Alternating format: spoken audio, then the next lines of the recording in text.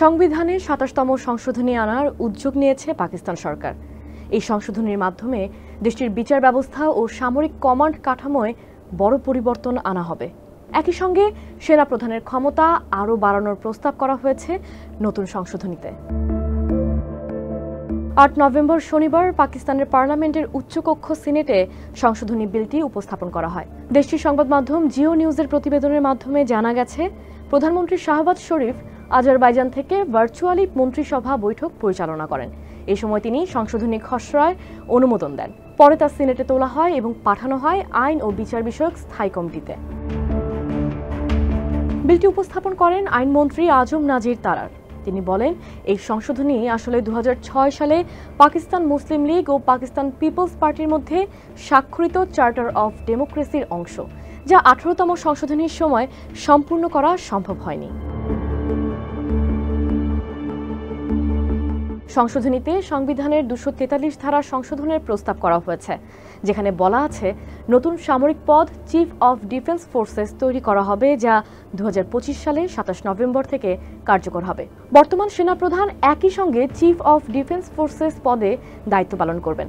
সেনাবাহিনীর পাশাপাশি বিমান ও নৌবাহিনীর কর্মকর্তাদের দেওয়া field marshal, marshal of the air force ও অ্যাডমিরাল অফ দ্য ফ্লিট এসব সম্মানসূচক উপাধি আজীবন বহাল থাকবে। এসব উপাধি বাতিলের ক্ষমতা থাকবে শুধু পার্লামেন্টের হাতে। চিফ অফ ডিফেন্স ফোর্সেসের সুপারিশে পাকিস্তানের প্রধানমন্ত্রী সেনাবাহিনী থেকে একজন কর্মকর্তাকে ন্যাশনাল স্ট্র্যাটেজিক কমান্ডার হিসেবে নিয়োগ দেবেন। ২৭তম সংশোধনীর আরেকটি বড় অংশ হল নতুন একটি আদালত গঠন, ফেডারেল কনস্টিটিউশনাল কোর্ট।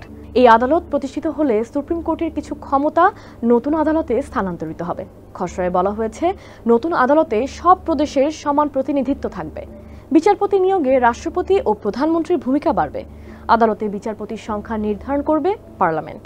সেই সাথে ফেডারেল সংবিধান আদালতের প্রধান বিচারপতির মেয়াদ হবে ৩ বছর। এছাড়া সংশোধনীর আরেক প্রস্তাব অনুযায়ী রাষ্ট্রপতি আজীবনের জন্য ফৌজদারি মামলার দায় মুক্তি পাবেন। ২৭তম সংবিধান সংশোধনী পাশ হলে পাকিস্তানের সামরিক নেতৃত্ব আরও প্রভাবশালী হবে এবং বিচার ব্যবস্থায় নতুন কাঠামো তৈরি হবে।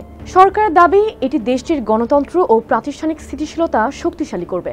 তবে সমালোচকরা ধারণা করছেন, এই পরিবর্তন সামরিক প্রভাব আরও বাড়াবে এবং বিচার বিভাগের স্বাধীনতা সীমিত করতে পারে।